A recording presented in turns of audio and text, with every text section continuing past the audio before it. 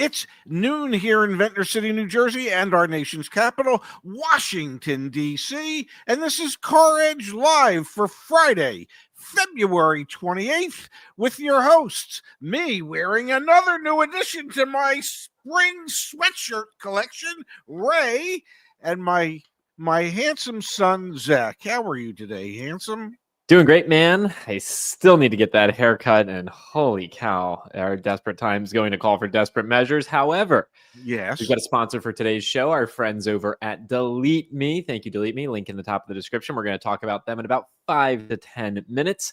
And man, oh man, is it relevant considering what GM got caught again with just recently. Here, we'll turn our attention to that story in just a moment. Before we do, today's the last day of our flash sale back on CarEdge.com. We are running a flash sale, $100 off our concierge car buying service, as well as 20% off CarEdge Insights and $200 off vehicle service contracts. We've got so many great things going on back at CarEdge.com, including, Dad. Yes. Did you see it? We got new filters, baby. New filters. You go to the car search. The filters have been cleaned up over here on the left. Your sort is now. I thought you were talking about, right? I put in a new air filter for my HVAC system, but you're talking about vehicle filters? Yeah, we've got a lot of feedback over the years, and we've finally made some updates here. New filters on the CarEdge car search. Check them out. We've got a bigger update coming soon to this as well. Thank you to everyone who does provide feedback. But yes, new filters back on the CarEdge car search. All right, Dad. Yes. Here's the big news for General Motors getting caught again, and we are going to the great state of Arkansas. All right, we're in Arkansas, folks. The Arkansas State Attorneys General is suing General Motors for selling drivers' personal information. This is not the first time that General Motors is in hot water over OnStar selling vehicle information to, in many cases, providers of data that go to insurance companies and end up jacking up your insurance rates. What is going on with General Motors, man? And how long will they continue to be doing things like this with data going to all sorts of various providers that customers didn't understand was happening? Apparently at GM, their motto is, hey, we're spying on you and we're going to sell that data to someone who's going to pay for it. I guess the concept of actually selling cars, building and selling cars and making your money off of that is just like a side hustle at this point. Because apparently the real money is in spying on your customers who have purchased those cars and sharing their driving habits with the brokers out there who in turn can then share that information with insurance companies.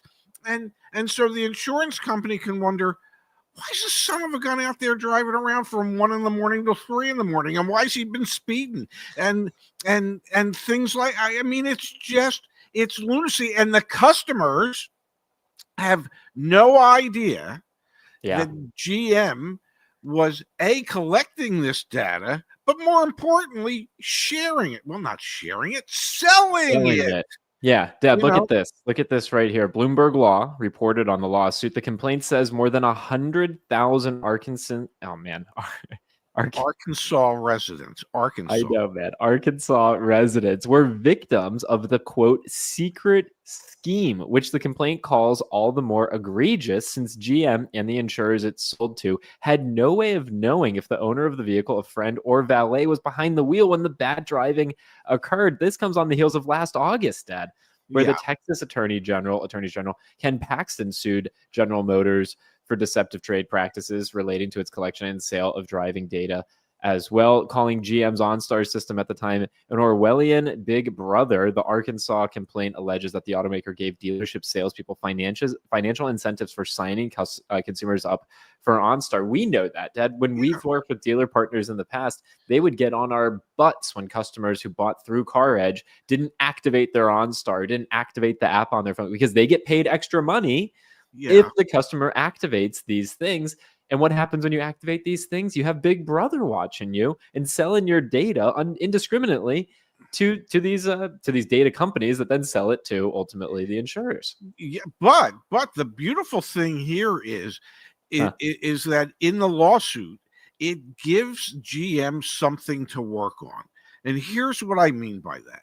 part of the lawsuit states that, well, there's no way for OnStar to know if you were driving, your cousin Jim was driving, Yeah. or Billy Bob, the Billy goat down the street, was actually driving. And nobody would know. So I would imagine GM is working on devices so that they can, I don't know, get pictures of who the hell it is that's behind the wheel, so that real important, pertinent information can be sold to the insurance companies,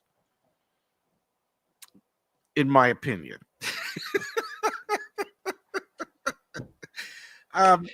But you know what? It's not really in my opinion. And the reason I say that, listen to me for 1 second. I'm all ears. BMW and others actually have facial recognition sensors built into their cars so they can see if your eyes are getting droopy and things like that. So what is preventing them from recording actually video or pictures of who it is that's behind the wheel? And then what's stopping them from selling that information to brokers or an insurance company? I mean, it is, yeah, it's kind of Orwellian, but the fact is that they're already doing it. And maybe there's a form that you sign that states you understand some of this stuff is going on, but I guarantee you, people don't understand their bank contracts, let alone when they're signing them, let alone understand that, maybe they're giving the manufacturer permission to not only collect information, but to then turn around and sell it. We covered the story, what was it, earlier this week, I think, talking about Ford with Super Cruise, which was part of their autonomous driving suite, which I think also has some technology to help monitor the driver's behavior when behind the wheel. So this is going to become more and more of a thing across the full suite of new vehicles. Just to provide some context here for how big this is for General Motors, they've had lawsuits out of the state of Florida. So we mentioned Texas, now Arkansas. The Arkansas one was just 2 days ago. They've got have the state's attorney general in Texas. They have a lawsuit out of the state of Florida. We also have the FTC, as a result of what's happened, take action against General Motors. You can see here under proposed order, GM and OnStar will be banned for 5 years from disclosing geolocation and driver behavior data to consumer reporting agencies. So this is really widespread. And a couple of years ago, Mozilla did an analysis of what's going on in the data space, and cars are the worst product category we have ever reviewed for privacy. That comes from Mozilla. So we know what we're getting into when it comes to buying new vehicles. They are tracking a lot about you, and don't be surprised now when these things are going on. This is the new reality. There are some out there who know, but I can assure you that that type of stuff is never discussed between salesperson and customer. Why would a salesperson ever bring it up? It would they wouldn't sell the car harder.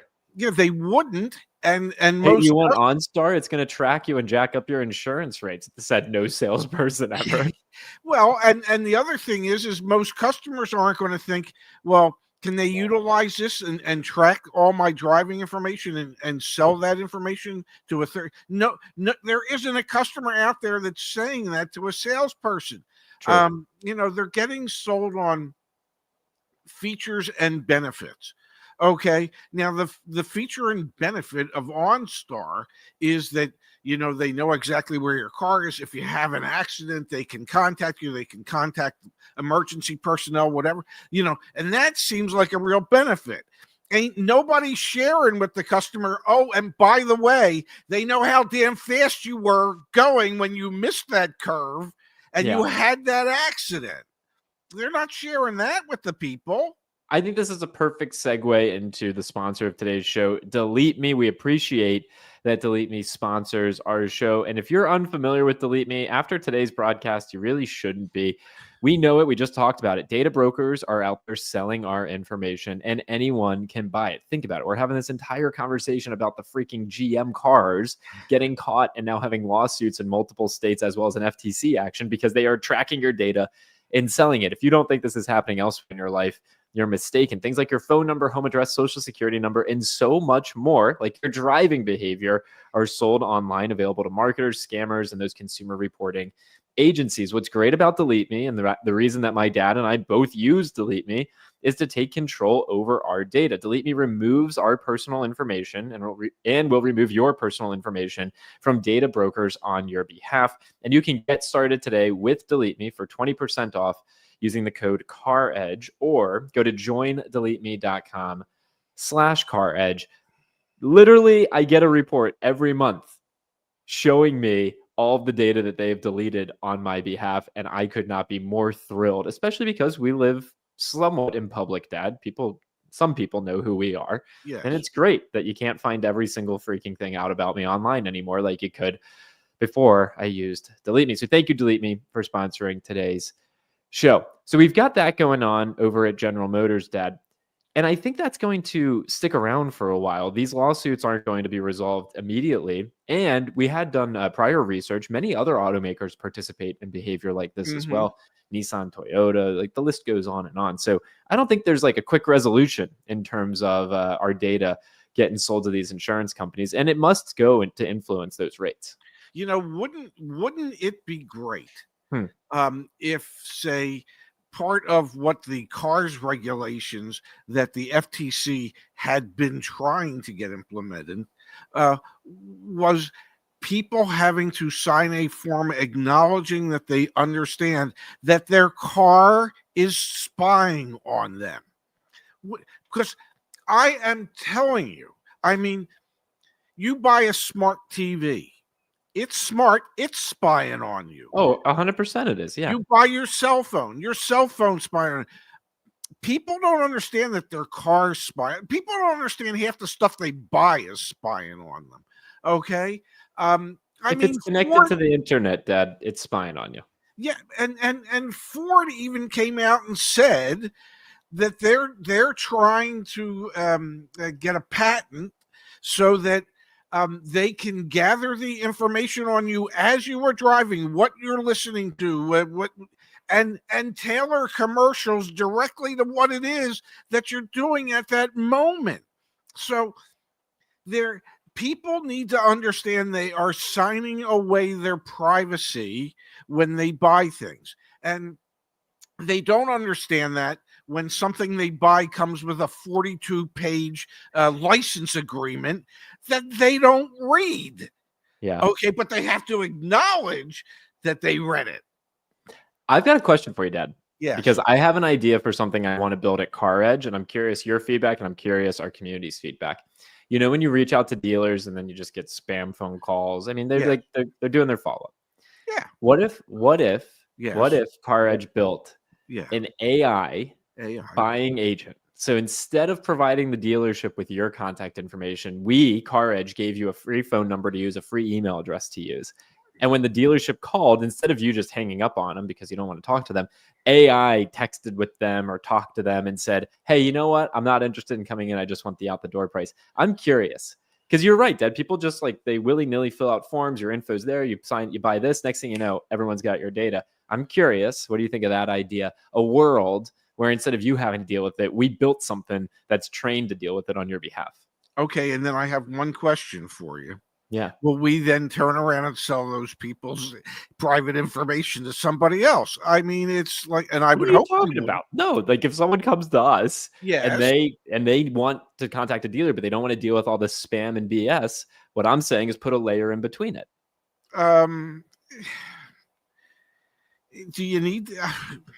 Do you really need that layer? I suppose. What are you talking about? Do you really need that layer? Your lease is coming up in 2 months. I dare you to go contact 5 dealers and see what happens. Well, I've contacted 2 and they won't leave me the hell alone. Okay, so do you need that layer? Although I have suggested to the one, and I haven't heard back. I've emailed them twice. When I got a follow-up email from the sales manager, I followed up with the sales manager and said, hey, my son and I run CarEdge, and we would like to video and memorialize the entire aspect of trying to buy a car through your dealership so that we can share it with our viewers. Would you be interested in doing that with us? And so far, I haven't heard back from them. All right, So let's I move on. kind Then. of turned the Let's move on. tide on them. I follow up with them, and them instead of them now following up with me. Let's move on. Let's move on. I'm Dad, did you sorry. see this? Yes. Former Stellantis CEO Carlos Tavares' pay package fell 37%. I guess that's what happens when you get fired. To $24 million in 2024. What'd you make of this? Oh, I felt so bad for him. You know, I thought to myself, here's a guy made $39 million the year before.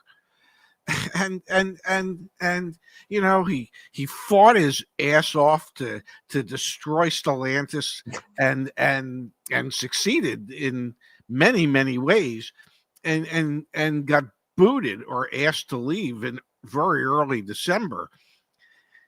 And you know, because Stellantis globally had a bad year last year. I mean, his pay only came to 24 million.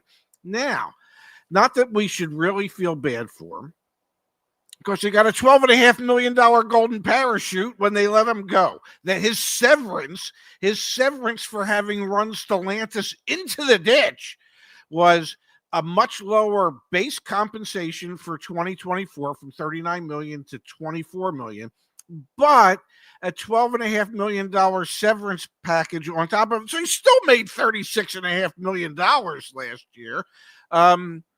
You know, and I guess, you know, the next thing he needs to do is to post his resume on Indeed and see if anybody needs him.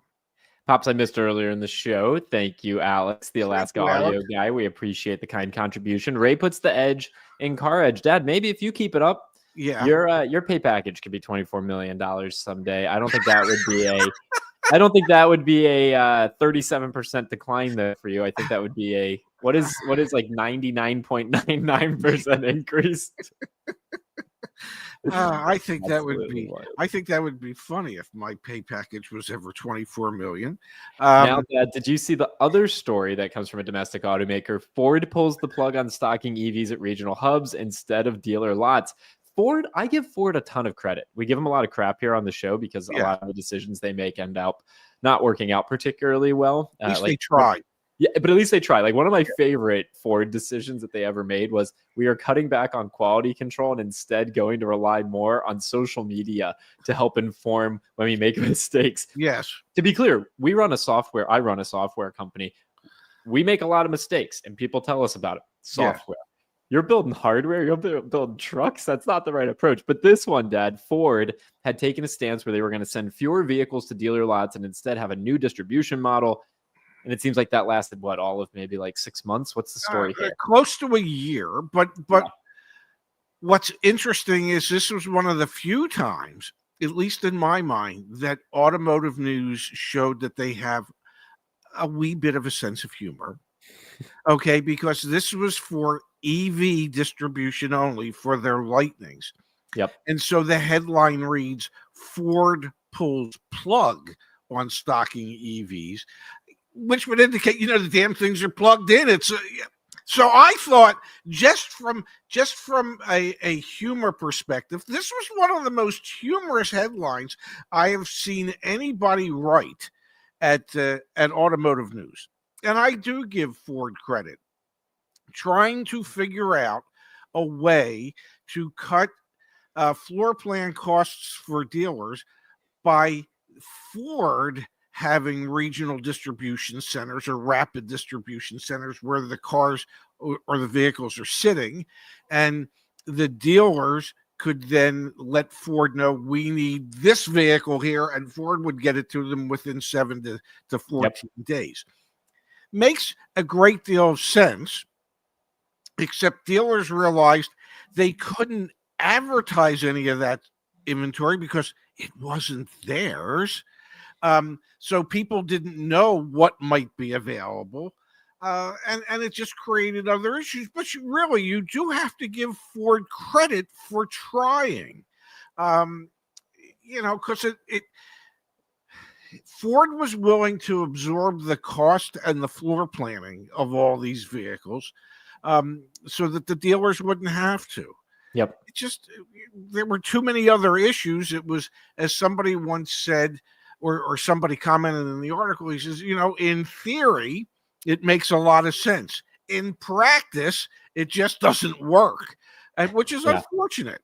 Dad, let's actually go to our favorite segment of the show. Really? You have got to be kidding me. Sticking with the Ford theme, Ford needs Yeah. a do-over as it recalls hundreds of Mustangs it already recalled. Okay, well. All right, here you go. It would seem Ford is taking the quote, if at first you don't succeed, try again method for recalls with its latest announcement. Nearly 31,000 2022 and 2023 Mustangs were recalled last year for a steering issue. Sounds, I hate to say it, but normal.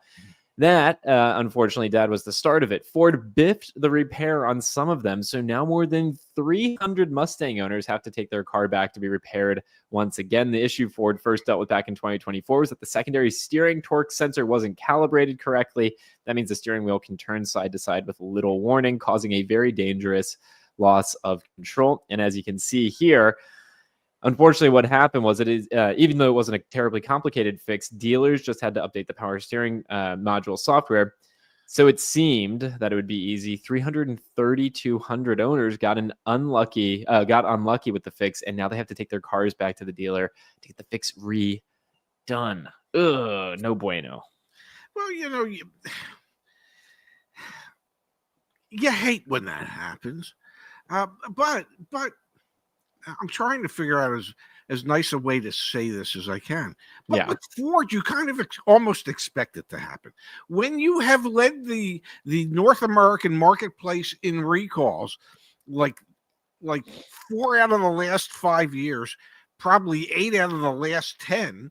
I mean, why would you think you'd even get the recall right? There's no reason to assume that once you realize there's a problem, that you actually have the ability to correct the problem. Yep. It took you this long to realize you had the problem. So, it's unfortunate for those 332 owners that they have to come back a second time to repair that. But it's just part and parcel of at Ford, where quality is job none, has been, continues to be. They can talk about it all they want. It is similar to, I'm gonna go into sports for a moment. It is similar to what we see with our beloved Phoenix Suns. And I'm on Twitter or X or Twix or whatever the hell it is these days.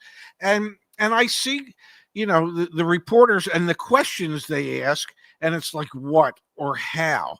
And I keep thinking to myself, those are the wrong questions. The question that needs to be asked, and it needs to be asked at Ford, just like it does of the folks that play for the Suns, is why? You need to understand the why. The why gives you the root cause.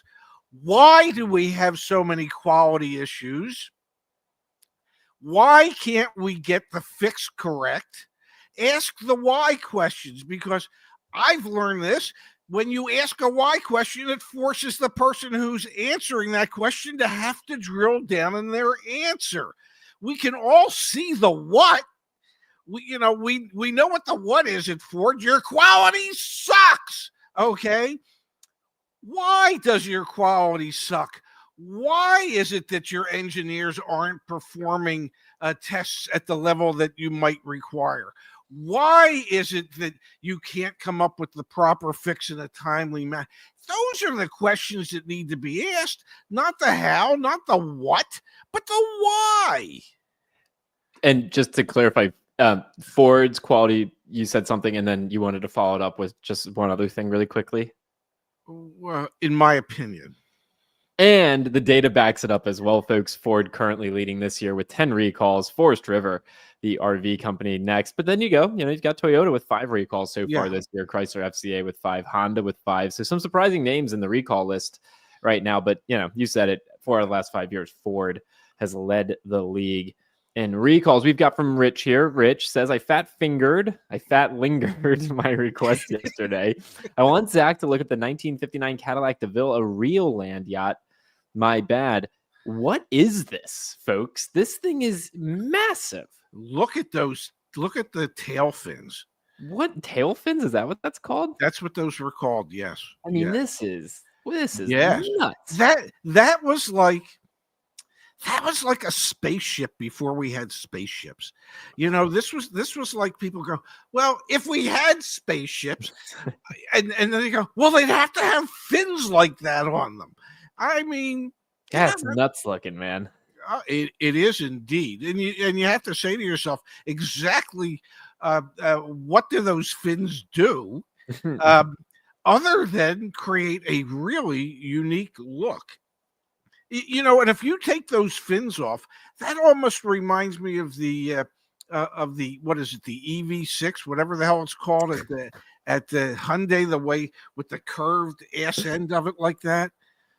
Yeah. Someone do a side by side of a 2025 Kia EV6 and a 1959 Cadillac DeVille. Maybe they do look similar. I think it's the Hyundai one.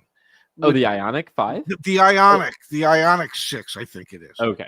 Yeah. Because you can see how that trunk lid curves down into You're that telling me bumper. these things look similar. The ass end. Not seeing it, Paps. Well, show the ass end. Show the back. Show the and you'll see. Sorry, wait. No, keep referring to it as what were you saying? There, see, all you need to do is add the fins; it'll look the same. Hey, folks, if you're new to the channel, which I know a lot of you aren't, but if you are, back at CarEdge.com, we have a car search. We just got some updated filters for y'all very recently, so check it out. You can filter by days on market. Look at vehicles that have only been on the market for, I don't know, let's go back here, 100 to 200 days. You can use that information, as well as all of your market insights are back here on CarEdge.com as well. So folks, please, if you're not familiar with our website, with our buyer's guide, the fact that you can get a window sticker for pretty much any vehicle back on CarEdge.com for free, that's a huge value that our team has built out. Price history, cost of ownership for vehicles, what the likelihood major repair probability is in your years of ownership. You can see the maintenance schedule for the particular vehicle, view the full schedule, out the door price calculator, monthly payment calculator. You can see safety and recall information. I mean, we've built, yes. If it's a new vehicle, it'll show you the new car incentives. We've built a pretty damn good car search, folks. So please check it out back at CarEdge.com. And from TB Player 77, thank you for the kind contribution. Looking at that VIN today, thoughts? Seems like a really good deal, but curious what additional amount or discount you think I should go for. So what we're going to do, one of my favorite aspects of our car search, Dad, is the fact that we can search by VIN. Yes. So what I'm going to ask my dad to do, read me out that VIN pretty please. 5FN1H8044593. Okay, perfect. So here we go, Dad. This is a lightly used. It must be lightly used because it's a 2024. Yep, but it's a 2024. So let me pull this off. Give me 1 second. Okay, so we've got a lightly used 2024. This is for TV Player. Yeah. Dealer's asking $44,500. We're giving a target price range of $42,878 to $43,723. So a target discount of $777 to $1,622. So somewhere in there. And can't we scroll down to see what others have paid? We absolutely can. I'm very curious also what the MSRP was originally. So here's the original window sticker for the vehicle. Man, that is nice, dude. Like, as a car shopper, to be able to just click and for free, no gatekeeping, get the window sticker. That is really nice. So we know the window sticker, $54,385. That was the original MSRP for this vehicle. So I'm very curious how many miles. Okay, there we go. 25,000. A lot of miles. Yeah, because that's like the price, the advertised price relative to the original MSRP. That's kind of, I don't want to say shocking, but a little shocking, because it's a $54,385 MSRP. The dealer is asking $44,500. The vehicle's got 25,605 miles. They've had it for 63 days. Yeah. There's Since only 3 for sale, 4 have mm, sold. So it's not like this is a high supply. Price history here, Dad. Okay, so yeah, they've come down on price a yeah, decent amount. yeah, they need to come down like another 3-4 grand. Let me keep going down here. Let's see. I don't see. That's almost double the miles for the year. Yeah. Yeah. So you're thinking. So, well, Dad, our target discount range of 777 to 1622. You're saying be at the 1622 or more. Yes, that's what I think. Well, then let's quickly look at the buyer's guide. Let's see how this ranks compared to other vehicles. So 294th out of 619. So it's in the top third. It looks like, though, I think we actually have a little bug here because this is thinking it's a new vehicle. Yeah, and it's That's a not. bummer. Yeah, and it's saying 23 days on market. Okay, so I'll have to take this back to the team. Looks like the buyer's guide's not working for this particular vehicle, which is a shame. Justice, I don't know if you're here with me, but anyway, I'll make a Slack message Yeah, here. it just. I mean, what could you buy a brand new one for with discounts today and incentives, as opposed to one with 25,000 miles for a 1-year-old vehicle? It's just average miles is 15,000 a year. This is almost double what the average miles were for 1 year. My guess is, this is just a guess, I don't know this for a fact, but my guess is that the Pilot Elite 4-wheel drive doesn't sell probably as well, or the take rate on that vehicle is not as high as a one trim lower level would be. So I just think you're if you figure that vehicle was 55,000 new, and let's say there's about a 10% margin in that vehicle. Dad, let's not say. Let's we have all the data, dude. Let's just do it. Let's do it. Let's come back here. Well, I was going to say, I was going to say that it probably cost the dealer around 50 grand. Okay, and it's no, but we have the data, Dad. We have the data. I'm sorry to keep interrupting you, but we have it. So let's stop doing theoretical. Let's show our community the data that we have and that they have. So let's do 2024. Right? Like, this doesn't have to be hypothetical. There are 59 new 2024 Honda Pilot Elites for sale in the US right now. Yes. Let's actually do 2025s because the 2024s are gone. So let's do 24. And what was the MSRP of the other one? It was like 53,000, 54,000. It was 55,000. Perfect. All right. So we right here. So you were saying about 10%. So there's invoice price, guys. Okay. You get invoice price for new vehicles on CarEdge.com. So you were pretty doggone close, Dad. Yes. Then I was going to say, because it's got 25,000 miles on it, take another 20% off of that. Well, how much is that? That's another 10 grand. So that means it's worth about 40 grand. Not 44, not 43, but about 40. So, if the dealer's in it around 40 grand, maybe you get it for 41 if they've been sitting on it for 63 days. Just, Would you be considering new versus used here? Oh, absolutely. You've got 11,000 miles left on the warranty on that used one.